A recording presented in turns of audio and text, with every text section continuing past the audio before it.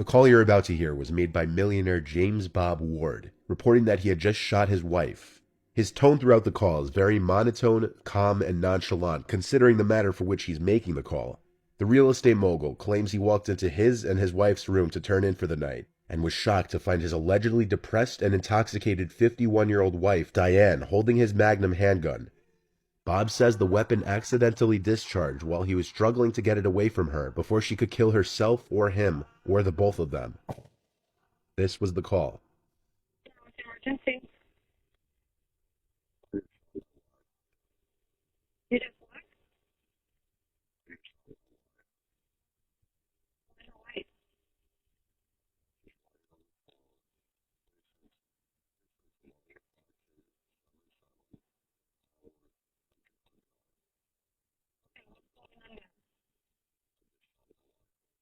You just want your wife?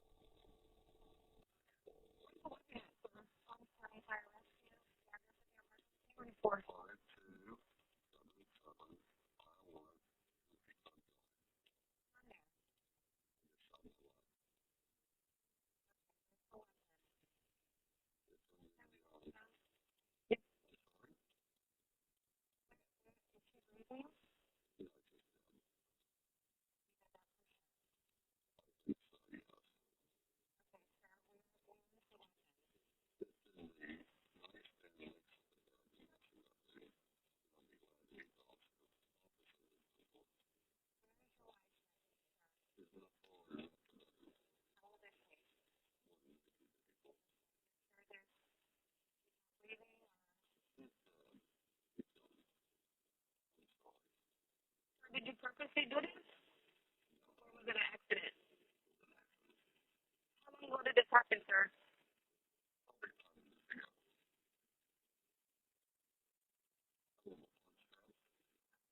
You were on the phone.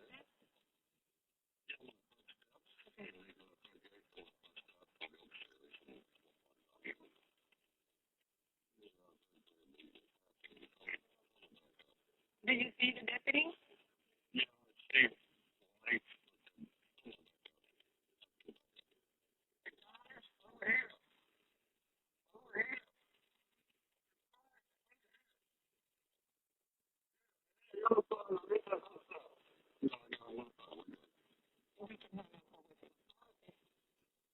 Bob was charged with second-degree murder of Diane. He has always claimed the gun went off when he was trying to get it away from Diane, but prosecutors believe the two were arguing over financial problems, and that's why Bob shot her.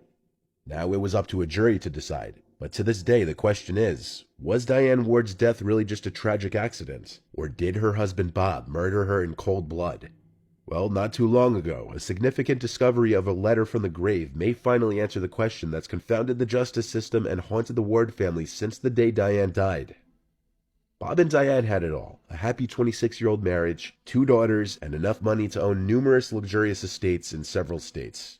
Daughters Sarah and Mallory say they and their parents were a loving, tight-knit family. But eventually, Bob's real estate empire collapsed under the weight of the Great Recession, and even though Bob was facing bankruptcy, his daughters claimed he remained optimistic, but not Diane, who grew increasingly low-spirited over the prospect of losing the family fortune.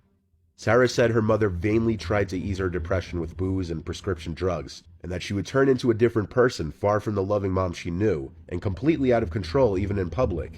She said her mother was also directing all her anger and resentment at her father, after having to cut back on some of the luxuries the family grew used to, and Sarah says her father was like her mother's punching bag. Bob's defense attorneys painted Diane as a suicidal and unstable person, and in 2018, his defense attorneys produced new evidence. A suicide note written by Diane was found in the couple's Atlanta home. It was reportedly found by an estate sales professional in the closet in the master bedroom. She stated that she was on a ladder in a small closet in the bedroom when she noticed a pink notebook next to some hair rollers. She opened the notebook and found a note and some cards with Diane Ward printed on them. The alleged suicide note read, "Dear Mallory and Sarah, please know how much I love you. I don't know how it happened for me to end up like this. I want you to have wonderful lives and know that I will always be watching out for both of you. Take care of Daddy. I love you more than you will ever know. Take care of the dogs. They will need you. Defense attorneys claim that a former FBI handwriting expert could testify that he thinks the handwriting is indeed that of Diane Ward. So this all begs the question, is what Bob says true? Was his shooting of his wife an accident? But if this were the case, Bob's calm and seemingly unaffected tone over the phone with 911, and even during his police interrogation, wouldn't make much sense. Then you're doing it rather Any than... reading glasses anybody has? Sure. I will grab... Thank you so much. Thank you. I have my pair. Thank you. I may I have have... a folding pair, but I think they took them. Thank you. Oh, Like I said, I'm Detective Frost. I didn't get your name, your first name. I go by Bob, Okay. but it's James Robert. It would be a safe assumption that anyone who just accidentally murdered their wife would show any kind of remorse or regret, but Bob was calm and seemingly unaffected throughout. He's still in prison today.